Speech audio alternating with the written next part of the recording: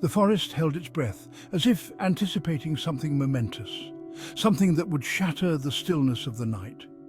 The air, thick with the scent of pine and damp earth, hung heavy and still. Every leaf, every blade of grass seemed to be waiting, poised on the edge of an unseen precipice. A silver disc, full and fat, hung high in the inky expanse above the canopy. Its light, cold and unyielding, pierced through the darkness, casting long, eerie shadows that danced with the slightest breeze. It bathed the forest floor in an ethereal glow, turning the familiar into something strange, something otherworldly. Then a twig snapped, a sound so sharp and sudden it seemed to slice through the thick silence. A low growl, barely audible at first, rippled through the stillness. It was a sound that seemed to come from the very depths of the earth, a primal warning that sent shivers down the spine. It rose, gaining in both volume and ferocity, until it became a full-throated howl that tore through the night. The howl was a declaration, a proclamation of dominance and power that reverberated through the trees. The sound, primal and chilling, seemed to echo the very cycle of life and death playing out beneath the unblinking gaze of the moon. It was a reminder of the ancient rhythms that governed the natural world, rhythms that were both beautiful and terrifying. This was the hunting ground of something ancient, something hungry. The forest, with its towering trees and shadowy undergrowth, was a place where the line between predator and prey was blurred.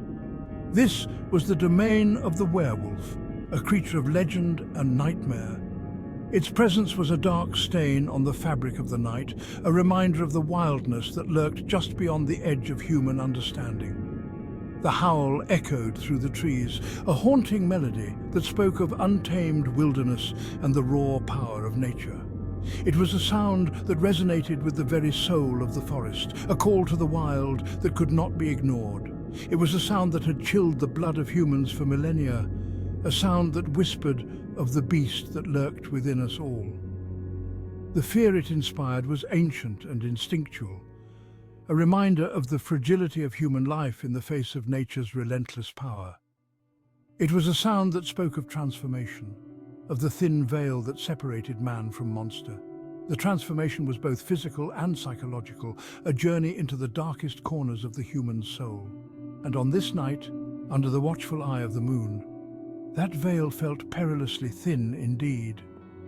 The moon's light seemed to pierce through the very essence of the forest, revealing the hidden truths that lay beneath the surface.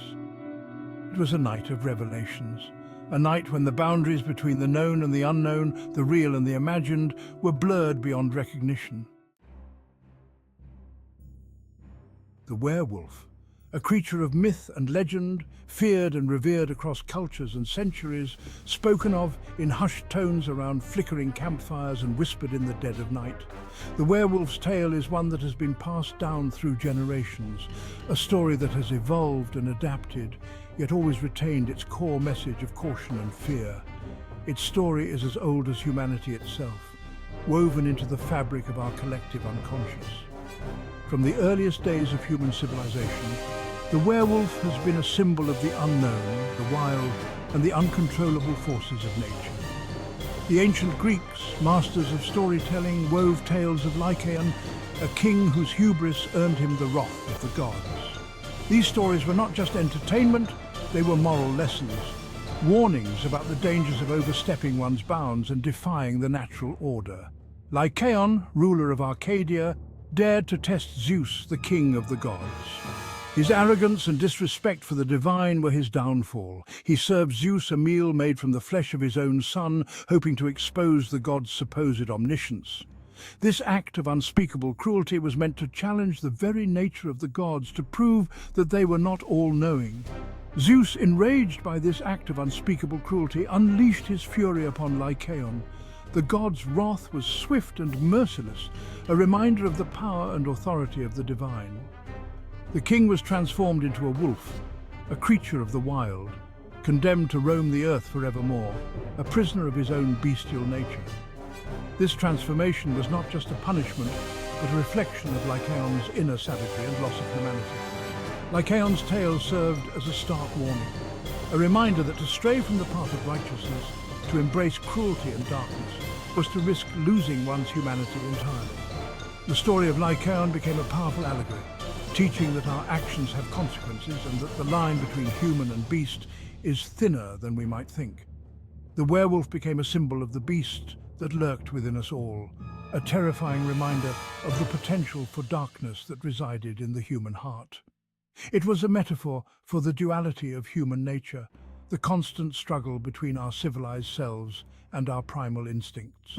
The myth served as a cautionary tale, a reminder of the importance of piety, humility, and respect for the natural order.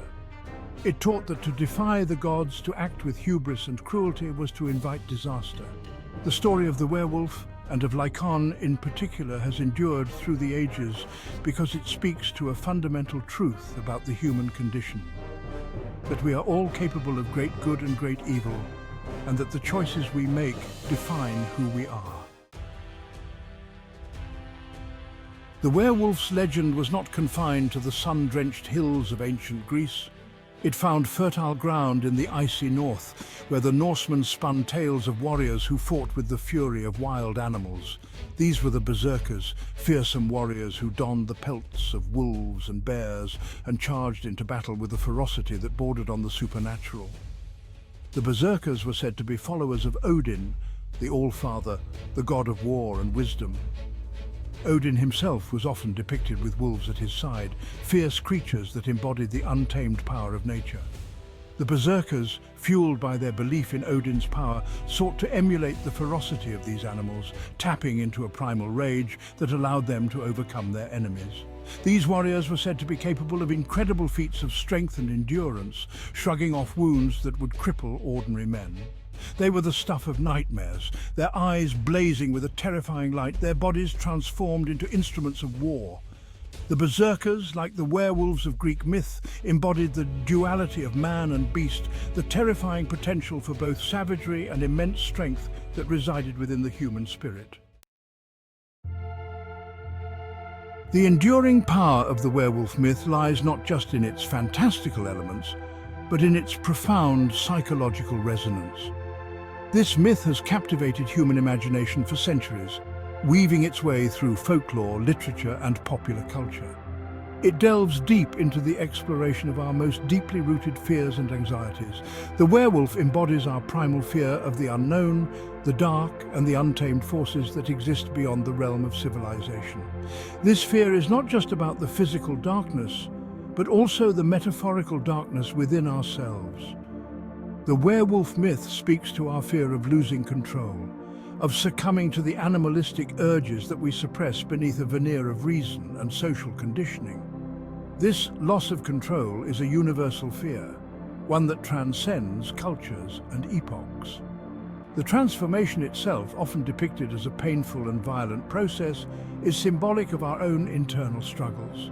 It represents the constant battle between our higher and lower selves, the civilized and the savage, the rational and the irrational.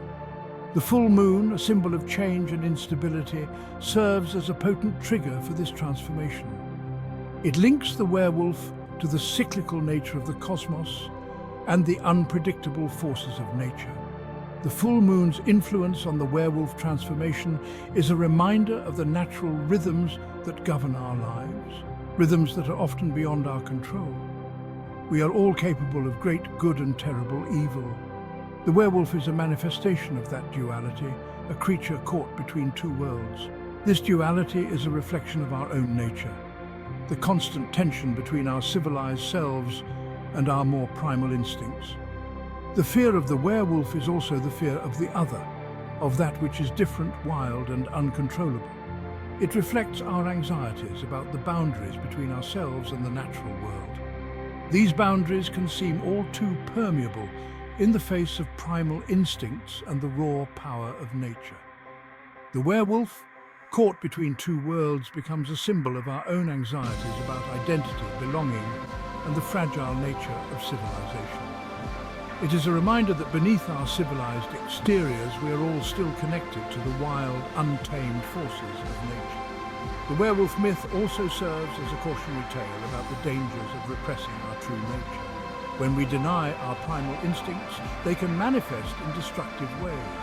The werewolf's transformation is a metaphor for this eruption of repressed desires and emotions. It is a reminder that we must acknowledge and integrate all aspects of ourselves, both the light and the dark, to achieve true harmony.